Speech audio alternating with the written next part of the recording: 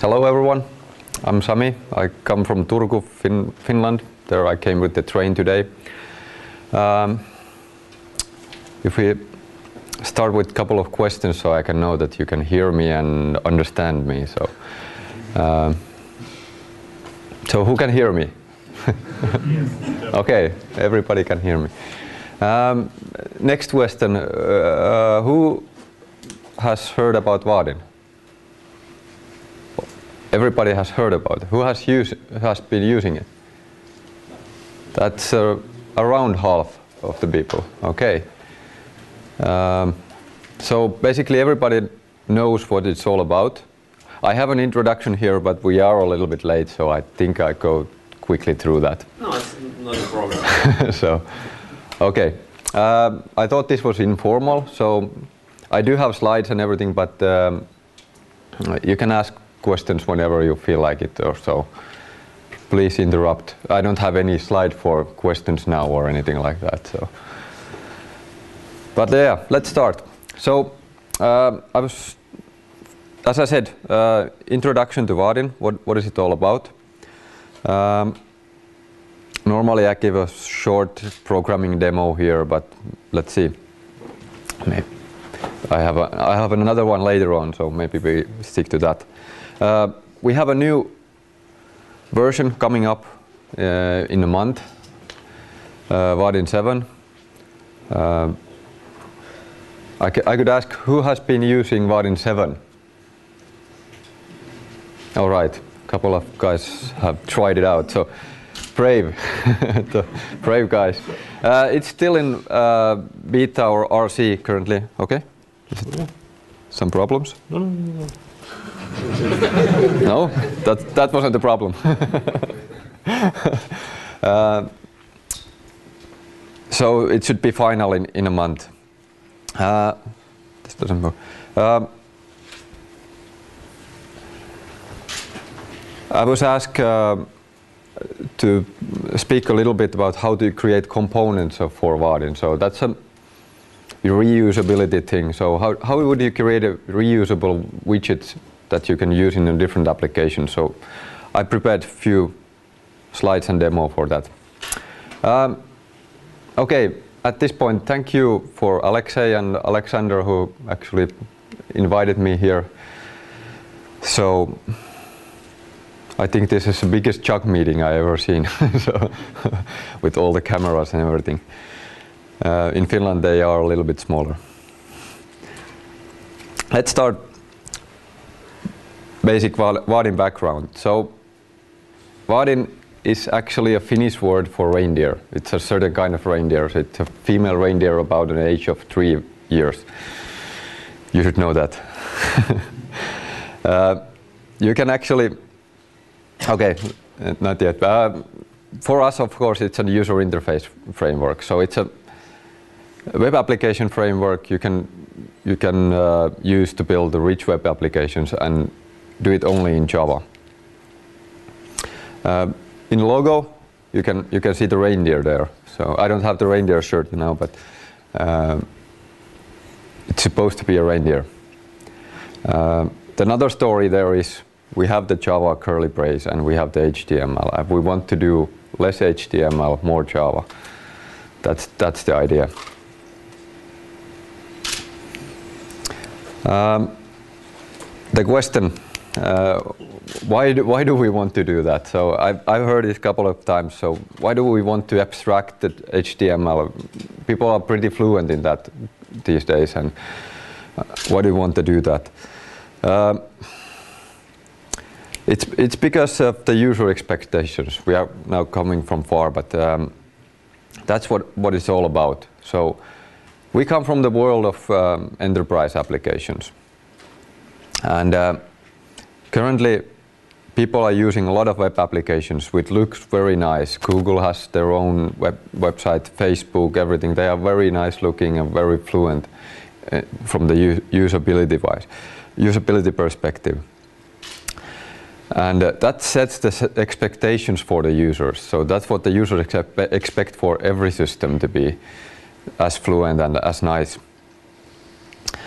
The reality, however, in the business applications, it's more or less different. So I think you have seen this. So you have seen the application like this. I've seen it at least. So they look a little bit different than the Facebook user interface. And there is a mismatch there, and it is for the reason there. So the reason actually is very simple. It's about money. So if you consider the consumer applications and the business applications, you can on the consumer side you can budget €1 or $1 per user and build a 10 view user interface. And after that, you can have a €100,000 budget per view. On the other hand, if you think of the business applications, even if you invest vastly more per user there, you still don't get to invest only €5,000 per view in your applications. And if your application typically in the business applications, there are a lot of views, there are a lot of use cases, a lot of things you have to do with that. So there is a mismatch. So you can't invest this kind of money per view. You have to manage with that kind of money. So the problem is, how do you build this kind of good-looking applications, nice applications on a business budget there?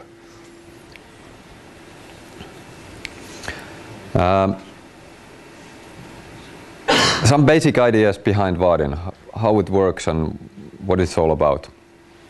So first, of course, it's about the component. So you need good-looking web widgets which you use to build the component. There are different levels on this. Start with the user interface. So they have to look nice. They have to be very fluent. They can look different in different applications. Like here, you have to have features like drag and drop and everything in place very easily. Very typical these days, you have to support the mobile devices at least to some extent, even in business applications. We haven't come up with all the widgets in the world. Vaadin has plenty of widgets, but it hasn't had everything. So there is a directory available, add-on directory, which contains over 300 add-ons currently. So they are new widgets for Vaadin, which are basically contributions from the community. Teamability. This is one dimension to good-looking applications. So you have to change the look and feel. So even though you are programming the same applications, you want it in certain occasions to look very different. And with Vaadin, you can change the look and feel completely without actually changing the code in your application. You only change the styling of the components through CSS. We do have a theme editor for those who don't know CSS at all, so they can choose the colors and pick the colors with the UI. But normally, big application projects, they have different roles there.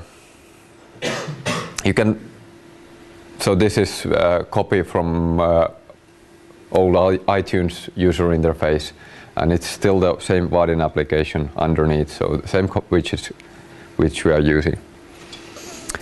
And then the widgets are nothing without data, so we need to get the data from somewhere. We have very simple data model there, container item property. So you could say this like a table, map, and property. Property is a single value. This is more like a map. Nice sound. And container is more like a table.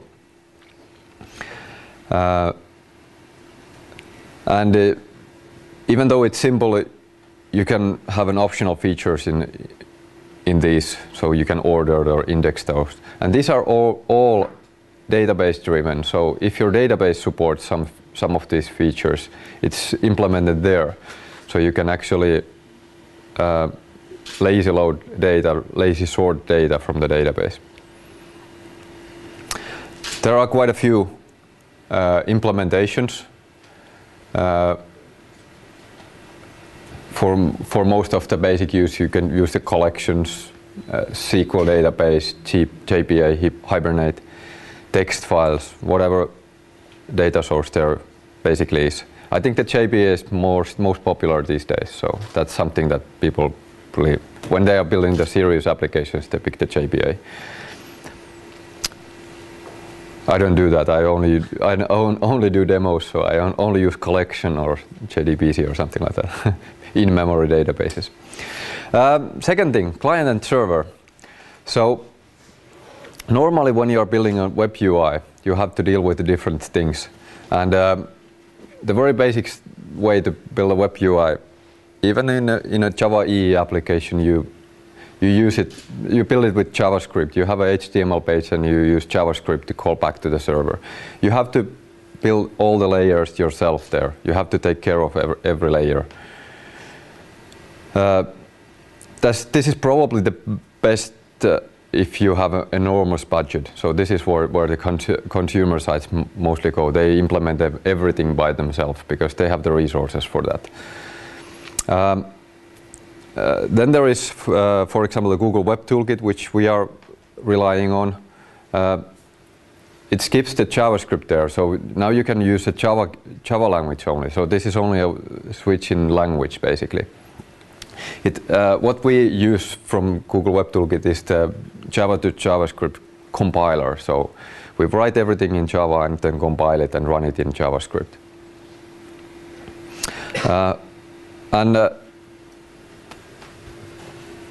The idea in Vaadin widgets is that they encapsulate the whole thing there on the client side. So you only need to program here on the server side using the component APIs.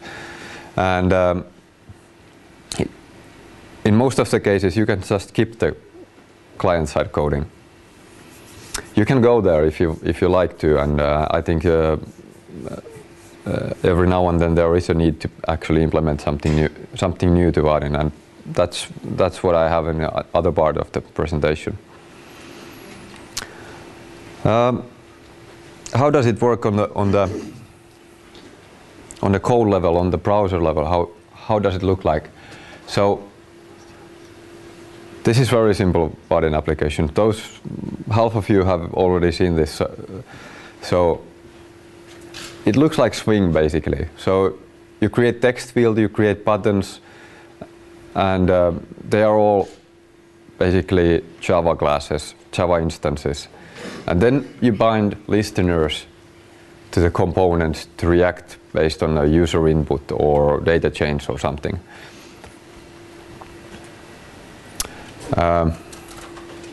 As you can see, we need the lambdas here.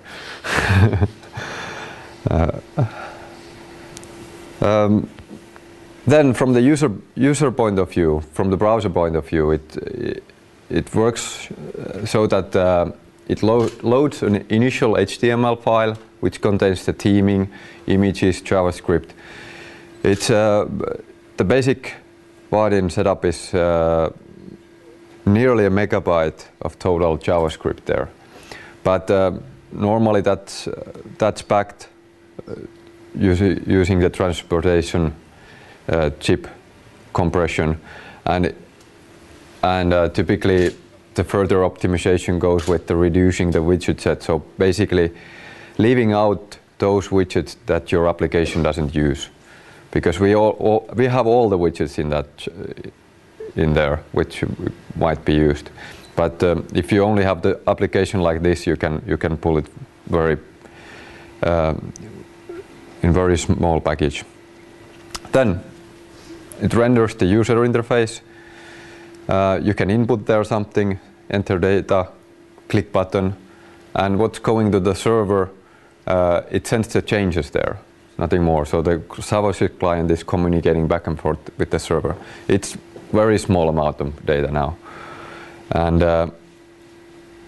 on the server side, we had the button click listener there. That's executed, and remember, this is executed on the server side, so you can put breakpoints here. It's actually running there. So this is on the safe side. You are not publishing this code to the clients in any point. It's actually running in the server. It shows a notification, and that goes back, sends a message back to the client side.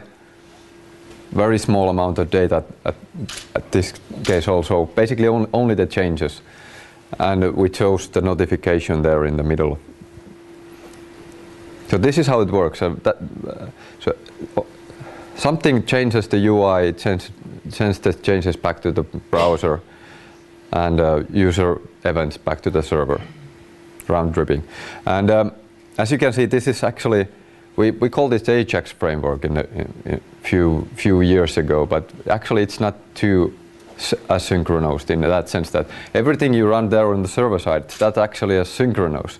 And it might,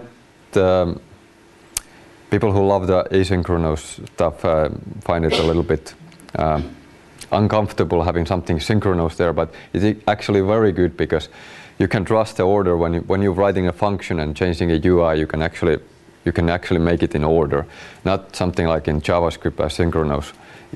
You will end up in the situation that you are not sure whether this is called before that one or not, and in a normal business application that becomes too much of a burden. All right.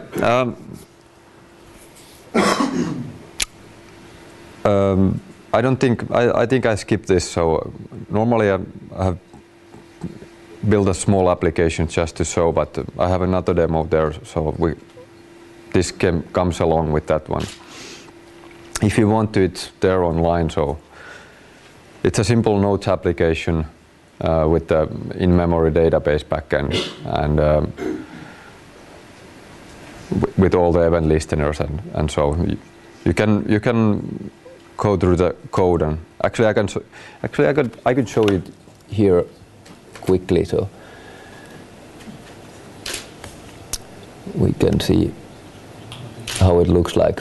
So the backend is something which is given to us. So this is something that I normally don't create here. So this is connection pool, SQL database. In this case, run it in memory. Contains connection pool which you can get connections to. And then there is the actual application. So this is the Vaadin application. It's an UI, like in Vaadin 7. Init is called when the user logs in, and then here only thing that is done is set content is set to notes editor. And notes editor is another Java class which is actually generated. So this is generated by the UI designer we have there in the Eclipse plugin. So you can drag and drop and design the user interface here and change the properties. So for example, changing the caption to something else or something like that. If I save this or go back to the source code, okay, I didn't save it.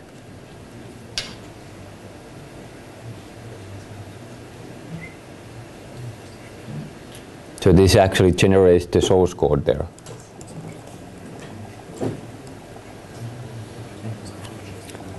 So now you can see that button caption is changed on the source code also. So you can change it back here, and it will, and save it here and go back to the design view and see it's change it here back to the save.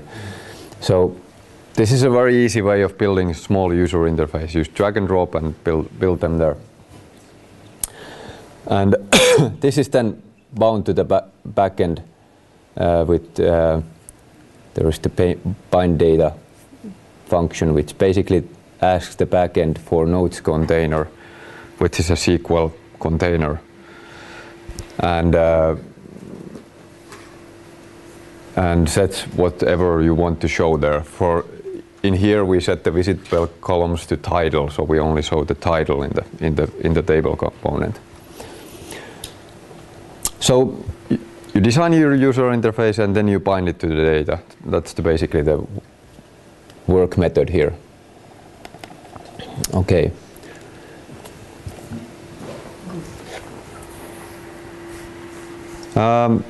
Yeah. Next thing. We like to keep everything in Java language. So there are a lot of opinions about Java and Java getting forward and so forth. We need the lambdas. But other than that, I think that it has been pretty well so far. There is nothing fundamentally wrong in Java, and it's very reliable. So that's what we are using. But of course, you can use any JVM language. I think there's one new JVM language coming every year.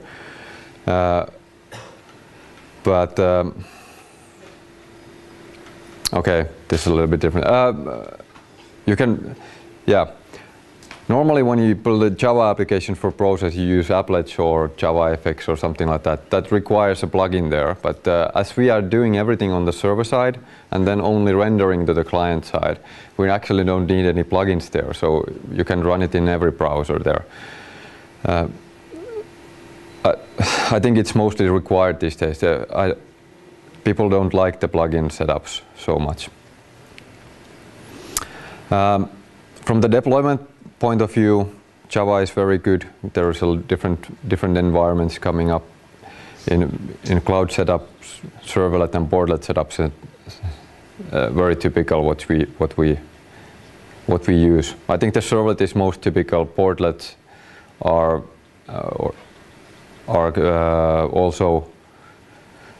also coming very popular, and different cloud environment, but they seem to have limitations in them because, for example, Google App Engine, they don't have sessions at all, and we rely on sessions on the server side, so it becomes a little bit hard to run it there.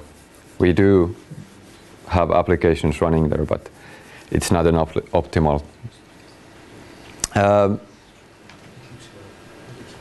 Eclipse plugin is something that we maintain ourselves. There is very good IntelliJ integration or plugin, hopefully getting better. NetBeans is dragging a little bit behind, so we need someone to take care of that. Maven and Spring Root, these are build tools that are dependency management tools that we are supporting. With the version 7, everything is in Maven, so that's maybe the way to go for those guys. How many of you use Maven or something? Okay, quite a few. So I don't like Maven, but but it seems to be the way to go in Vaadin 7, so it's very good. I like the dependency management, but I don't like so Ivy is maybe better for me. Dependency management is good. I don't like the Maven syntax, basically. This you already saw. This is the user interface editor we have there to generate the Java code. Okay, for those who were testing out Vaadin 7, they probably see these features. For others, this is just a I go quickly through what we are trying to do in the new version. So Vaadin 6 is quite old, so it has been around, okay, it was published in 2009, but the fundamental APIs, I think we designed in 2002 or something like that, so they are quite old. And back then there was no Ajax, no client-side applications, no nothing, so we were basically page-based framework. So we were rendering into web pages, and you can imagine that affected the APIs a little bit, and we want to get rid of those historic stuff there. So that's the cleanup there. And then along the way we noticed that extendability is the key. We cannot come up with every idea in the world, so it's better to have very extendable framework than try to come up with all the components in the world. And that leads to the first one, which is the giving more control to developers, so they can choose. You remember the layers of abstractions there. We are running on the server side and client side. Now you can do both. You can build only client side applications, or you can build normal server side application and balance between these two. So one of the changes was that we adapted the Google Web Toolkit there. We created a new branch of it. So basically we have a new branch of Google Web Toolkit. Before that, we were just using the Google Web Toolkit, mostly the compiler. So we wanted the Java language, not so much of the components. We did have the own components before Google Web Toolkit even existed, and we didn't want to change our component set, our component framework. So we were just taking the Java language out of it. Of course, during the years, we have been using some of those Google Web Toolkit features, like for cross-browser support and so forth. Now it's part of the Vaadin itself. So if you take Vaadin, it is actually Google Web Toolkit also now. And so if you have a Google Web Toolkit application, is anyone doing those? Okay, you are. So you can replace the Google Web Toolkit with Vaadin jar files, and that should work. And we are part of the Google Web Toolkit steering committee, so we will push back the changes to the Google Web Toolkit. The main reason, I think, to have it own copy is we can make the fixes much quicker, and fixes that are important to us.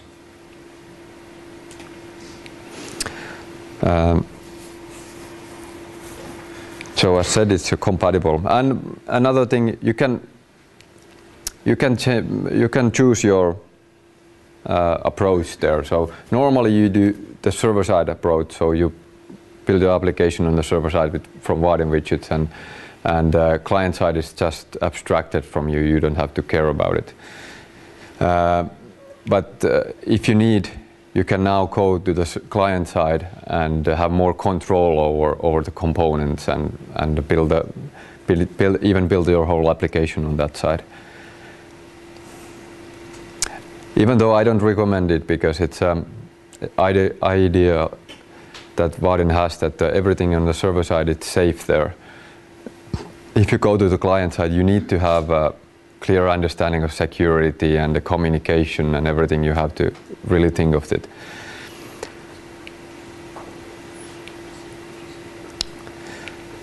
Yeah, let's take a look at the architecture a little bit. So I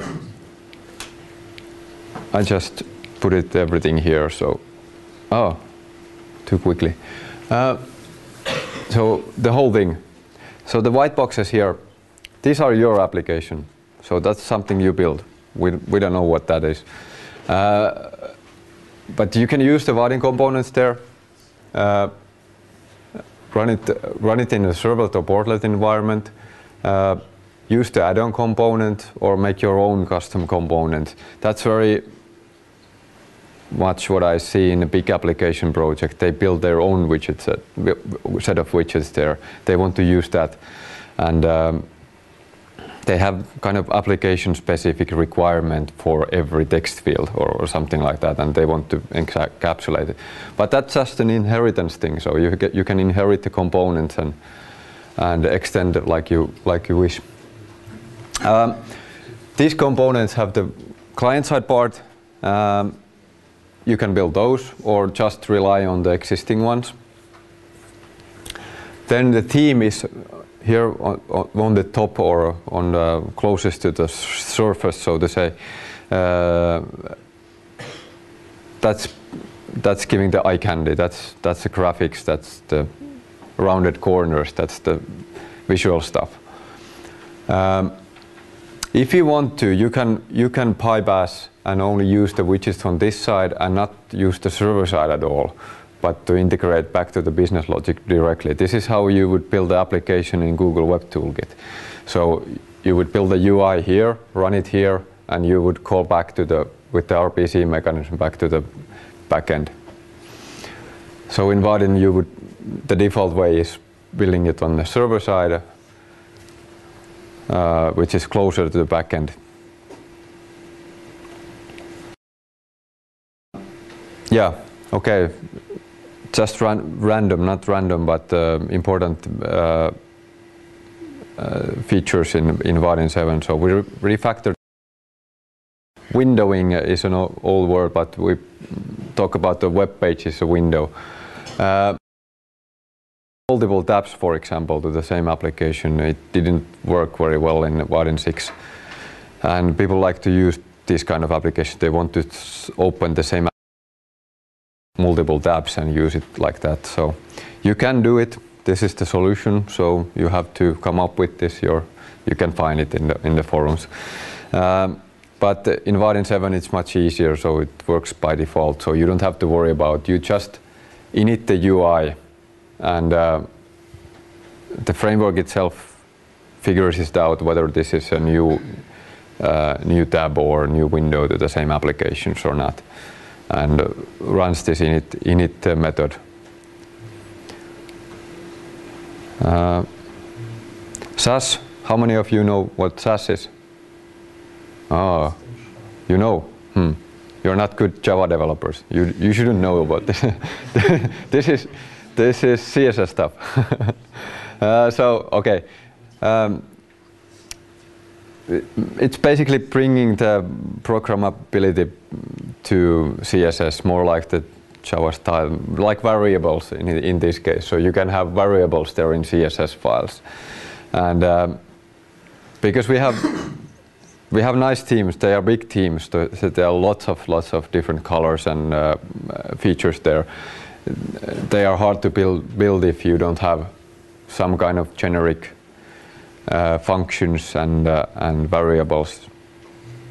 This is then converted. This is again compiled to the normal CSS, which is supported by the browsers.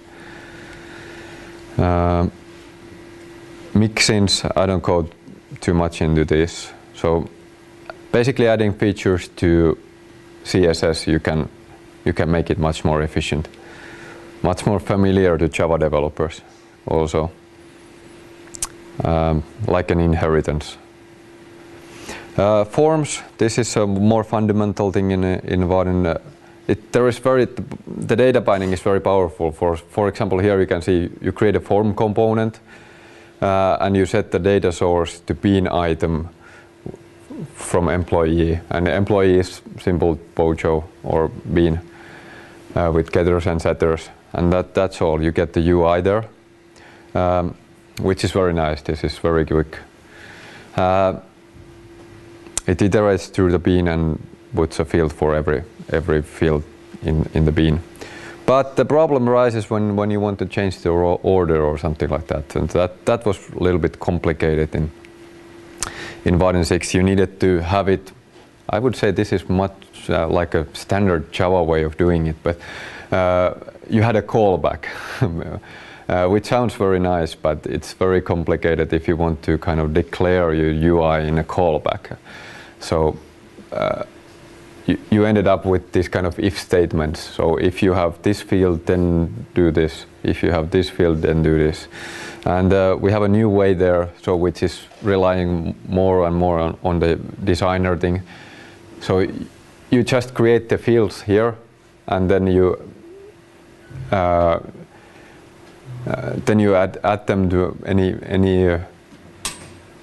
kind of layout. You don't have, the order doesn't matter, it doesn't matter anymore, and you do the same kind of binding here.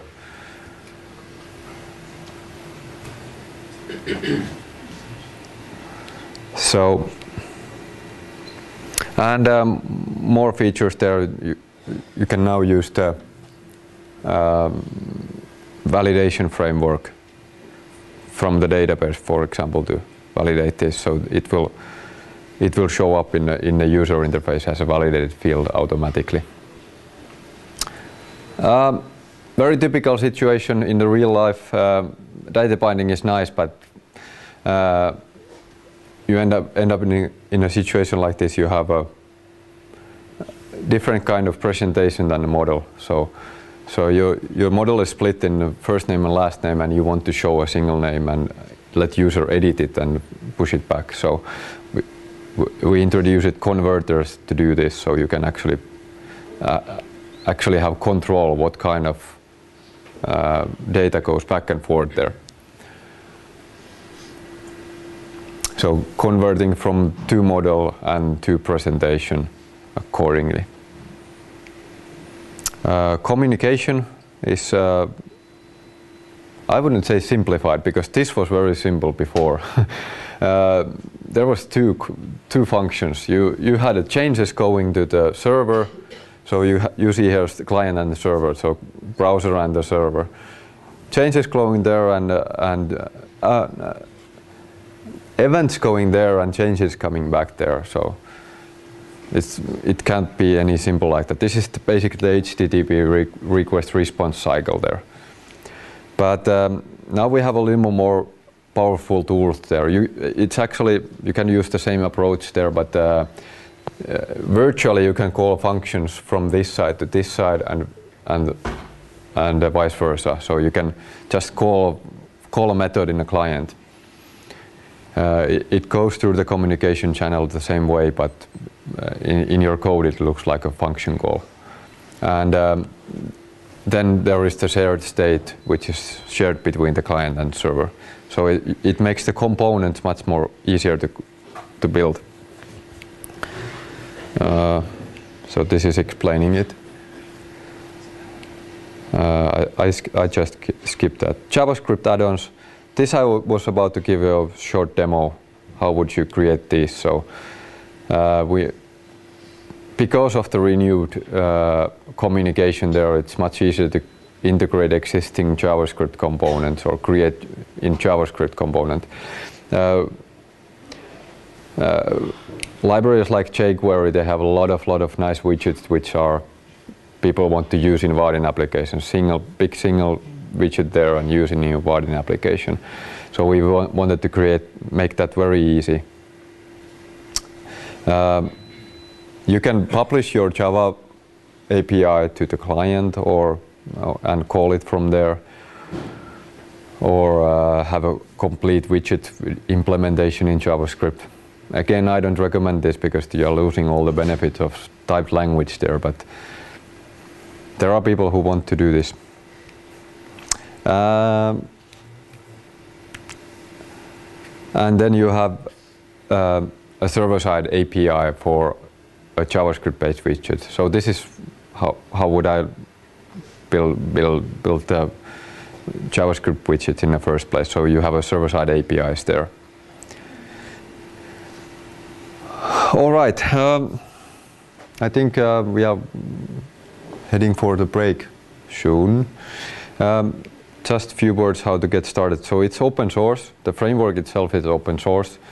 We are not asking anything from it. It's Apache 2.0 license. So regardless of your type of applications, you can use it. We do sell services. So we have a pro account there. So for those who are in a hurry, they want our help or something. That's how we live. You find the library on vaadin.com. In Maven, it's easier, you don't have to go there, so you just use the arch type there from the central repository. And you can package it into the WAR file, which you can deploy to anything, any server there. Eclipse plugin is now, somebody can check with the internet connection, is it published yet, but it should be 2.1 version, supporting Vaadin 7 now. And that's what we basically support as our first IDE support. You find it also on vaadin.com/eclipse. but the update site is experimental at this point, unless it's published. But if you can check that out. We do have books. Normally I have books with me, but currently we are run out of those books, and we are printing a new set of those. So if you want to have a book, real life book, so about Vaadin, I can send you. You can just leave me some information where to send it.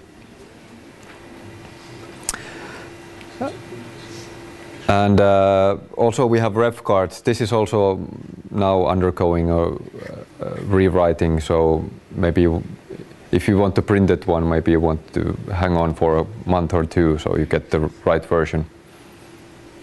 But everything is online also, so even the book and the ref card you can find there.